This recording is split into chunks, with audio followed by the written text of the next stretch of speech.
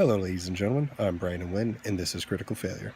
So it's been about a week since I've done a video, and it's really sad because I've been either working or stressed and doing other things, so I'm very much sorry for that.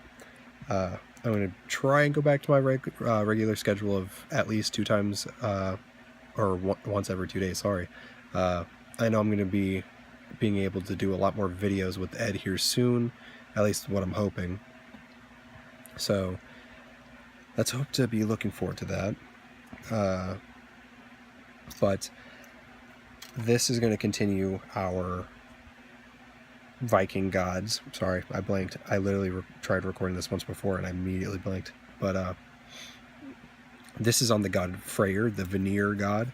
If you don't know anything about the Viking gods, there are two different types, at least if you're someone not really learned in it. There's the Aesir, and then there's the Vanir. Yeah, I have to make sure it's Aesir for a second. But the Aesir are the gods like Thor, Odin, and stuff like that. Loki, if you want to consider him Aesir, even though he's Odin. And then there's the Vanir, which is Freyr. I want to say, I think her name's Froggy? I don't remember what, Frigga. I don't know why I'm Froggy. Wow, that's really sad on me. It's, I think it's Odin's wife is Vanir, if I'm correct. I'm not 100% sure, I forgot. Because I used to think Freya was his wife for some reason. I don't really know it very well for some reason. But this is on Freyr, the god of sunshine, and I made him the god of elves in this one. Of course, you don't have to. In my world, not every elf is going to be made from him. Of course, I forgot the normal god of the elves in D&D is, but I have it to where Freyr has his own set of elves, which I'm just going to call the Freyorian elves, and they're going to be pretty much like a variant of sun elves. And wow, sun elves. But you're probably here for the statistics, at least not my blambling. I'm tired, but my running ons of stupid words. So for stats, his AC is 24. Even though he's probably just going to be wearing clothes like what you would expect for imagine like a road man with like some something like sweatpants for some reason. That's how I'm imagining it, and then like a white t-shirt, like wife beater, or a white tank, not a white tank top, but like just a plain white tee. That's what I'm imagining for this guy in a black robe. He has an HP of 428. He's a size large, and he has a speed of 40 feet. And if you want to have it to where like he can ride the wind per se, like, and just get it to where like winds can carry him around for like a set amount of time or permanently as like a fly speed, that's already cool. You can make that 40 feet also, or 30, whatever you would like. Excuse me. He has a strength of 24, that's a +7. He has a dex of 20, which is a +5. He has a constitution of 30, which is a +10. An intelligence of 20, which is +5. A wisdom of 22, which is a +6. And a charisma of 26, which is a +8. He has a proficiency bonus of +10. And there is a way that I did everything. There was lesser gods that get a +8, greater gods that get like a +10, and then the head gods, which I will have as a +12. Like, those guys should not be losing saves whatsoever, because only critical failure should really screw them over. Critical failure. I'm dumb. Sorry. But what is he proficient in terms of saves? I'm going to tell you. Don't know why I did it like that, but I did. He's proficient in charisma, constitution, and strength. And so his charisma is going to be an 18. His constitution is going to be a +20. And his strength is going to be a +17. He really should not be losing those. The off chance he does, Freyr's messed up. He's screwed. Now his skills. He is proficient in nature. He's a god of summer. He should be proficient in nature. That's a +16. I think that's wisdom. His arcana, so magic, force, stuff like that, whatever you want to call it. That's a +15. That's intelligence. Persuasion, which should be charisma, and that's a +18. He, like I said, he talks a lot. Not like rambles on like I have been, but he talks things out much rather than fights. And performance, and that's going to be a plus 18 also. I think that's charisma also. But he talks. He does a lot more rather than fight. He doesn't necessarily like fighting, I would say, and such like that. I'm going to get into similar stuff, hopefully, if I remember it, near the after all the stats itself. Now, he's immune to...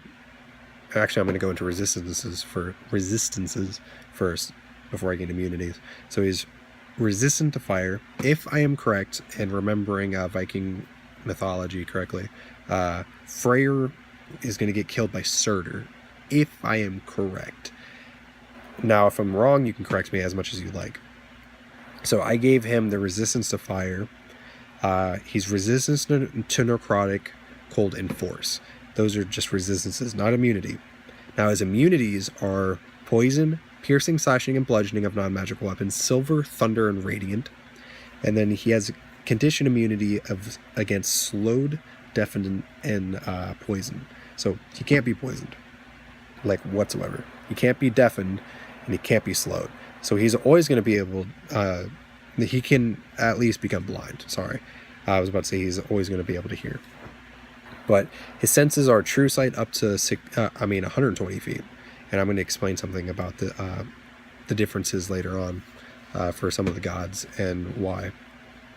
He has magic resistance, where, if you don't know what that is, he has advantage against spells and other magical effects. So again, even if he's not able to be slowed or deafened, he can be blinded. So something like blindness, deafness, he has advantage on that saving throw against being blinded. His weapons are considered magical. I did not give him his sword. I'm going to say that he already lost it to whoever the heck after he married the Jotun. If you know nothing of Viking mythology, Freyr gave up his sword. I don't remember the name of it, for a hand in marriage of a very beautiful giant, also called Jotun. And I swear he was supposed to die from Surtur. I think that's what it was, because even in I think in the Magnus Chase books, it was Surtur that was supposed to kill him, if I'm correct. Because if I'm correct, it was called the Sword of Summer in the books, and Surtur was trying to get it the entire time. That's what I believe it was. Now, if I'm wrong, please correct me, because I don't want to continue being a retard. I'm gonna look it up after this, but still correct me. Freyr has legendary resistance, and he can use that 3 times a day, to where if he fails a saving throw, he can just instead pass it whenever he wants. So if he does, on the off chance, possibly become blinded, no, he doesn't.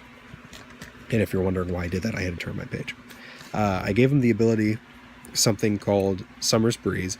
This is probably the most weird sounding thing, but anything within 60 feet of Freyr is in bright light, and it's very warm. So if you're if you're playing a character that needs to be cold for some reason, just because, they're gonna not like being around him. And any creature around him has disadvantage on hiding or stealth. Now, the reason why I say something about they also have a strong breeze, so something like a gaseous cloud or something like that can't work. So just so you know, because it's going to be swept away after a round. But the reason why that matters is because either he's going to smell you, or he is going to see you from your shadow. So that's why you have disadvantage on stealth and hiding. There is almost no way that you're going to get the spook on Freyr.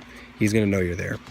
Now, in terms of another thing, sorry, I have to make sure that this page was set. He has something called Storm's Hearth. This is a little bit cooler. At will, an area of 300 feet on Freyr's choosing within sight will be cast in darkness. Cast in darkness, and all creatures are blinded. So that's Storm's Hearth. I'm sorry. I don't know if I said Storm's Hearth or Summer's Hearth. The reason why I did this was he is a god of summer. He's a god of light and stuff like that. Not necessarily light, but that's how I kind of put it. he's able to take that away and make something dark. And I really enjoyed that thought of it, of him just robbing you of your sight, because he can do that. He's a god of summer. He's a god of long days and like bountiful crops because of technically long days. That's kind of how I put it. Now for his actions, he has a longsword, which is a plus 17 to hit, a reach of 10 feet, and it's a 2d8 or 2d10 slashing with 3d6 radiant damage. So if it's one-handed, it's roughly about 17 points damage, and if it's two-handed, it's about 19. So that's what I have. He has the ability called, or an attack called Scorching Heat, in which all creatures within, all creatures but Freyr in a radius of 60 feet take 2d8 fire damage for 3 turns. So yeah, I don't know why I put it for specifically 3 turns, but that's how long it's going to be. And then I don't know why I called it this one Veneer's Hope, but any creature within 30 feet from him, he can heal for 3d10 damage. I think it's because like he cares about his people and he really doesn't want them to be hurt anymore. So that's kind of one reason why I did that. I do remember thinking of that. His legendary actions, of course, he has his longsword, as stated above, and if you don't possibly remember that, it's a plus 17, so reach of 10 feet. It's a 2d8 or 2d10, depending on if you're one-hand or two-hand, and it's a 3d6 radiant.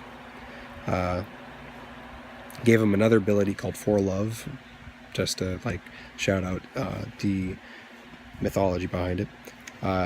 A target of his choosing makes a wisdom save of 18 or higher, and it's going to be wisdom.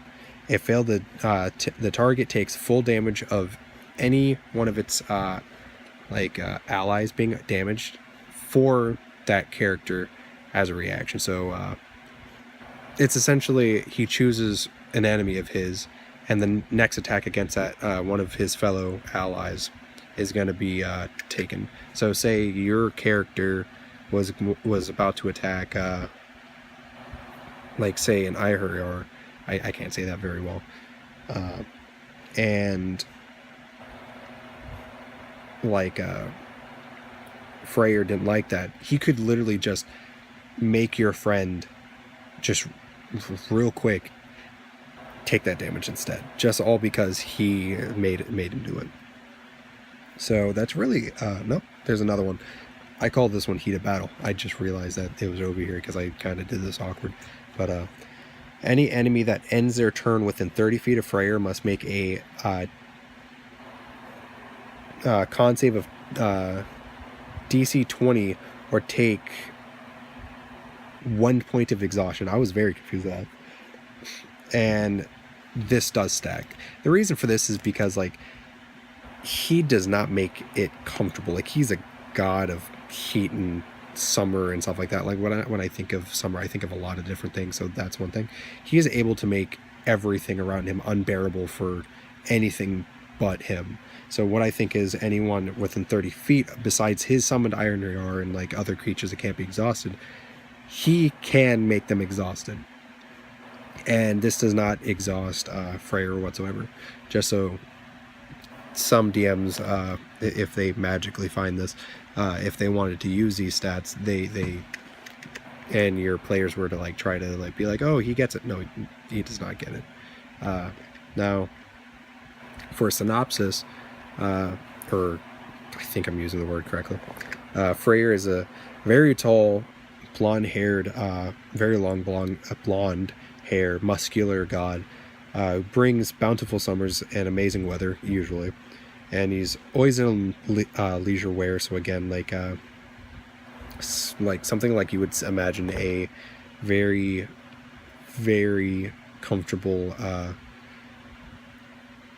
jogger in. I'm assuming like in cold weather, so like sweatpants, like t-shirt, maybe an overcoat or something like that. That's why I had the robe specifically, or at least I think I was talking about that earlier in this video. But he's a fair god and enjoys a lot of company, and many humans follow him, or humanoids. Like most people follow him in a shape or degree. And he is, of all the other gods, he takes very few trips to the mortal plane, which is surprising.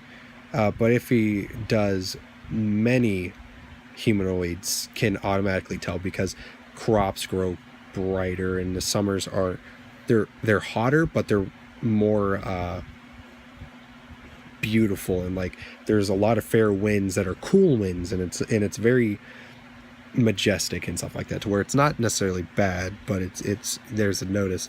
And he brings a lot of like rain and stuff like that for when it's needed, so there's not a drought or anything.